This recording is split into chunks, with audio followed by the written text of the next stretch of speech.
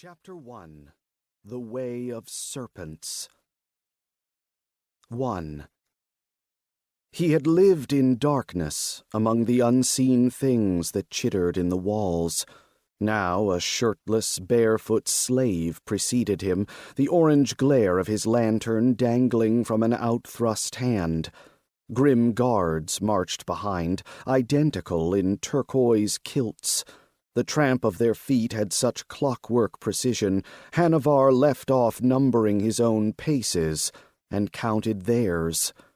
The procession wound past the cell doors, standing silent and gray, like so many tombstones, and into a hall stacked with wooden barrels and chests.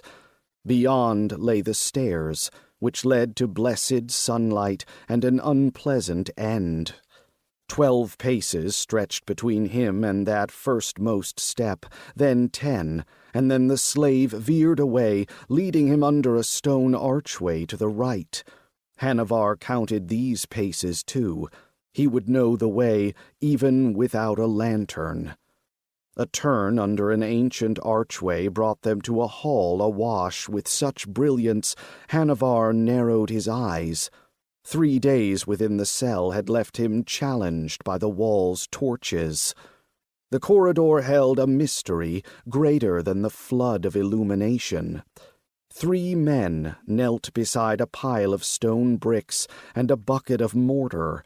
They shaped a low wall across the bottom of an open doorway. On the other side of the growing barrier, a shelf of jeweled goblets twinkled brilliantly next to a small basket of pearls. Did the islanders mean to wall him in with the treasures? That made no sense. The ruler would earn a kingly fee for turning him over to the Dervan Empire. Hanuvar had known his fate the moment they'd found him half drowned on their beach. The slave set his lantern on the floor and genuflected at the stout man in ochre silks who stepped out over the growing wall. "On your knees," one of the guards prodded Hanuvar with the butt of his staff. Hanuvar knelt. The stone was cold against his legs. "I do not like your look." So saying, Narata's king stopped in front of him. Hanuvar had not only an excellent vantage point from which to observe the ruler's sandals, speckled with polished jade and onyx, but to obtain his hostage. They'd obligingly granted him a tarnished spoon, the handle of which he'd sharpened into a point and tucked into his belt. Yet he did not act. This meeting felt less like a prelude to Dervan arrest and more like an interview. He would bide his time.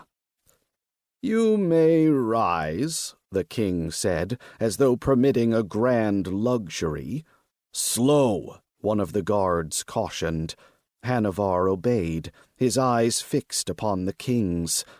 Like Hanuvar himself, the king neared his 50th year, but aside from their dark, olive-toned skin, Hanuvar found nothing similar in their appearance.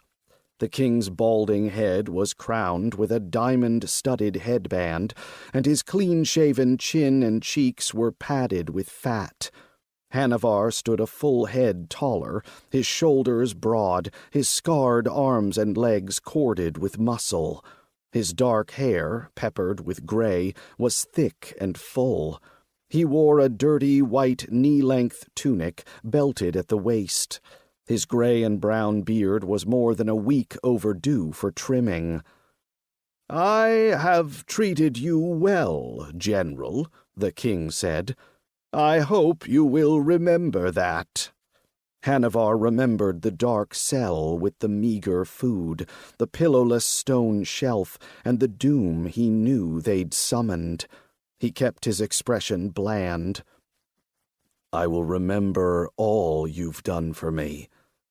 Like many tyrants, the king seemed to lack the capacity to perceive irony, although it might have been that he heard it too rarely for apperception. He nodded once, as though he'd received the praise he was due, then continued.